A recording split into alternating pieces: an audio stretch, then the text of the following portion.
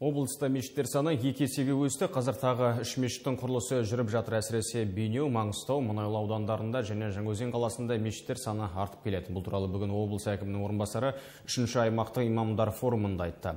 Рухани құндылықтар қоғам бірлігінің негізгі форумына қатысып келген тілшіміз баяндайды. Жеті қазақ халқы үшін киелі саналатын сан. Қазақстан мұсылмандарының рухани тұғырнамасы. Жеті рухани қазық аталуының бір себебі де соған байланысты.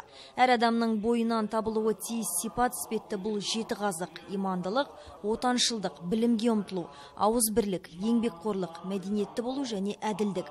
Қазіргі мұсылмандар осынау адами құндылықтарды берік ұстана білуі тиіс. Форумда осы және басқа да мәселелер ортаға салынды. Жеті рухани қазығымыз.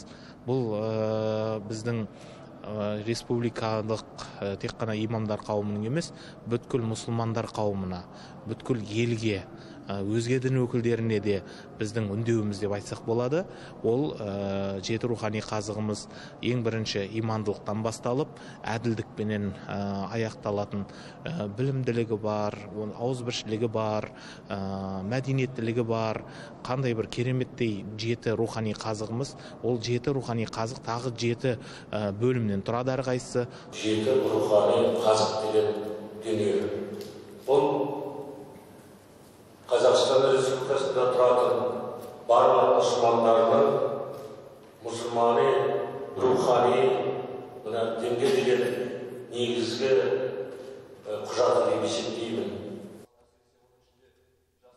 Бүгінде облыста мешіттер саны 2 есеге өсті. Мәселен, бұрын 18 болса, қазір 35. 3 мешіттің құрылысы жүріп жатыр. Бейнеу, Маңғыстау, Мұнайлы аудандарында және Жаңаөзен қаласында имандылық үйінің саны артып келеді. Өңірде 600 мыңнан астам халық болса, оның 90% өзін мұсылман санайтын қазақтар.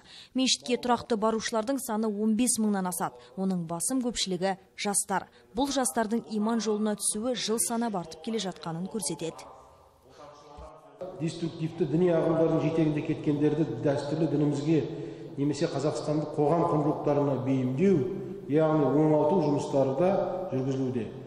Жыл басынан бері мысалы әртүрлі санаттағы 1044 адаммен 1146 жеке кездесу ұйымдастырылды. Олармен психологиялық кеңестер және оңалту жұмыстары жүргізілді. Осы жылы оңалту жұмыстары нәтижесінде 87 адам дәстүрлі бағытқа қайтарылды. Әйел жамағатымен 160 жеке кездесулер де ұйымдастырылды. Осы орайда Жусан операциясын айта кетейік. Операция аясында 500-ден астам қазақстандық елге оралды. Сириядан отандастарымызды қайтару мақсатында Жусан 2 және Жусан 3 операциялар ұйымдастырылды. Алғашқы операцияда қазақстандық арнайы жасақ 47 отандасымызды Сириядан елімізге қайтарды. Оның ішінде 30-ы балалар. Одан кейін ел президентінің тапсырмасымен операция әрі қарай жалғасын тапты. Әсем Сартбаева, Дүзелбай Нұрбай, Каспий ақпарат.